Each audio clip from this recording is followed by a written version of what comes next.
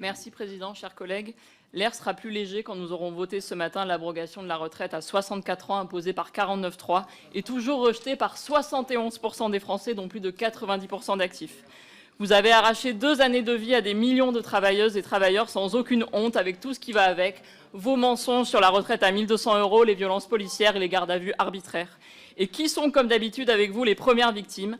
Les femmes et les hommes qui exercent les métiers les plus pénibles, des métiers que jamais personne n'a exercé dans cette salle. Personne ne sait dans cette salle ce que c'est d'avoir le dos cassé en deux pour 1 000 € mensuels, tout en étant forcé de travailler jusqu'à 64 ans, à part peut-être ma collègue Mathilde Digné qui était ouvrière agricole. Le prix de vos cadeaux aux plus riches, vous le faites payer aux femmes qui traînent toute leur vie des petits salaires, des temps partiels subis, des carrières morcelées, des corps usés par des emplois pénibles au service du plus grand nombre.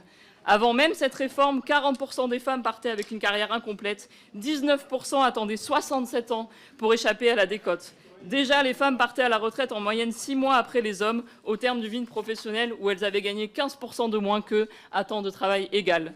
Vous aviez, dès le début de l'année 2023, entre les mains votre propre étude d'impact qui annonçait que la retraite à 64 ans allait infliger 2 années complètes de décalage à une femme sur 4, que 2 tiers des personnes qui devraient partir plus tard seraient des femmes, que leur âge de départ augmenterait 2 fois plus que les hommes.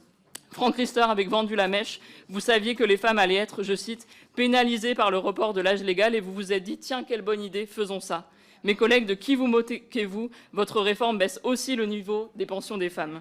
Pour notre part, nous sommes cohérents. Nous avons toujours été opposés à la retraite à 64 ans, aux 43 annuités et au gel des pensions que vous prévoyez, parce que nous nous tenons aux côtés des 3/4 des Français qui sont contre cette réforme. Rendez-vous le 28 novembre pour la séance.